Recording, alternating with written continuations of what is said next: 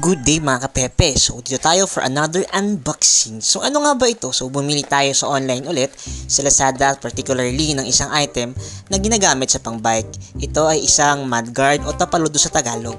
So ano nga ba ang tapaludo? Ang purpose nito ay para maproteksyonan sa dumi, kagaya ng mga ulan at putik ng kalsada mga kapepe.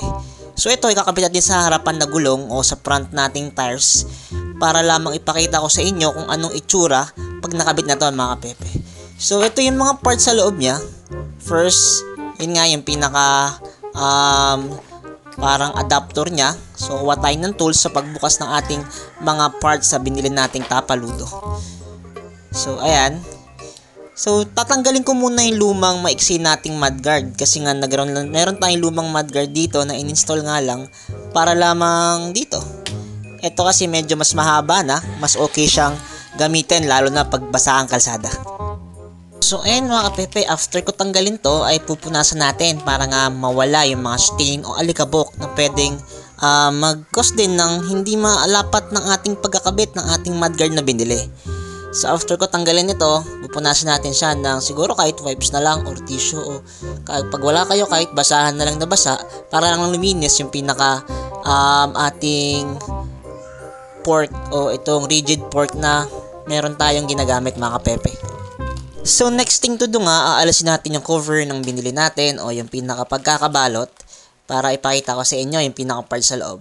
So ito yung pinaka bracket niya. So provided na rin dito yung parang adhesive o yung 3M nilang tape para idikit yung pinaka protector at saka yun sa may ating rigid pork na para kumapit ng maayos. Meron din siyang zip tie, mas makapal to, siguro half inch yung kapal niya na apat, bali may free dyang dalawa, so apat lang dyan, so meron excess sa dalawa, parang kailangan ninyo pa mga kapepe.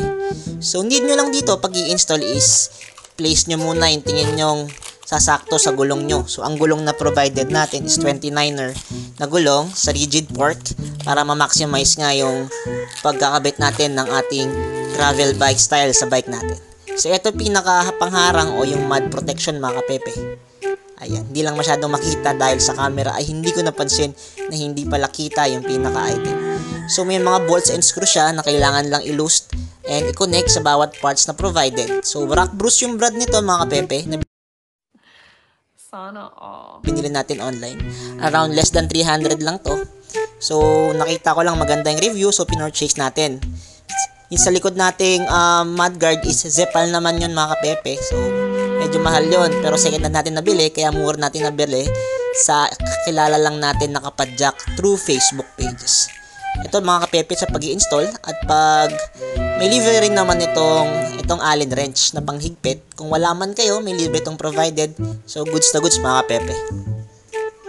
So ayun mga kapepe, mapakita ko lang na mabilis at kung paano natin kinabit yung pinaka bracket na ito o yung pinaka mud protection guard sa ating bike. So ayun mga kapepe, after trial and trial, stop it. Get some help. Nakuha na natin yung desired nating height tsaka locations na pwedeng ilagay yung pinaka mudguard natin. So yung pwede mo na siyang gamitan ng zip tie o zip lock para i-in place yung pinaka protector kasama na rin yung pinaka bracket na maghahawak sa pinaka mudguard natin mga kapepe. So ito pinapakita ko lang kung anong itsura. Kasi kanina hindi pantay sobra yung pagkakagawa natin. Pwedeng i-adjust ng i-adjust. Depende nga sa atin. Sa ano natin gugustuhin, saan ilalagay, gaano kataas. Mas pwedeng mas malapit sa gulong o mas malayo. Depende sa gagamit.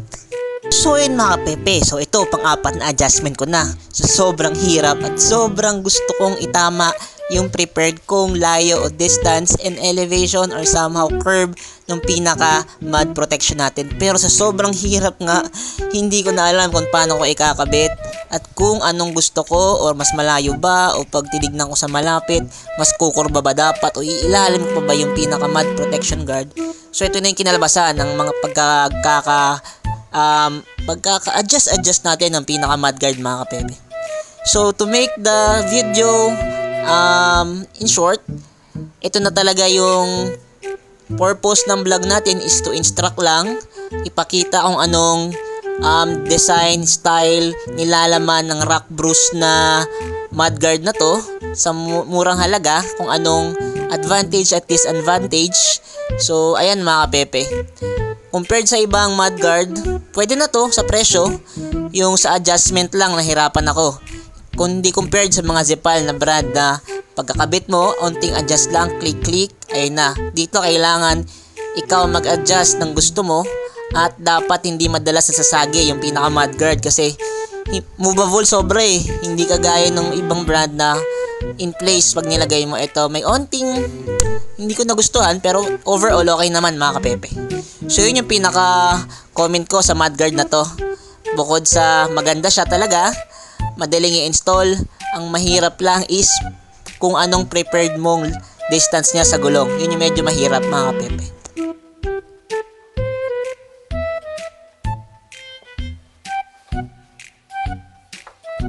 So yun mga kapepe. So bali yun na lahat ng comment ko sa mudguard na to. Sana nagustuhan nyo yung video natin. Kahit hindi ganun ka-informative, is natuto kayo partially kung paano mag-install, anong itsura, advantage and disadvantage ng Rock Bros na mudguard na to compared sa iba mga kapepe. So salamat mga kapepe sa nanonood at sumusuporta. Till next time mga kapepe, support lang tayo palagi sa ating mini vlogs at sa adventures natin kahit saan man yan. Dahil kung nandyan kayo nanonood, patuloy akong gagawa ng video at patuloy ko kayong i-inform na pwedeng kung anong ikwento at isadulang mga unboxing or kung saan tayo pumupuntang mga lugar na pwedeng i-share sa inyo mga kapepe. So maraming salamat at till next time, next vlog, let's go mga kapepe.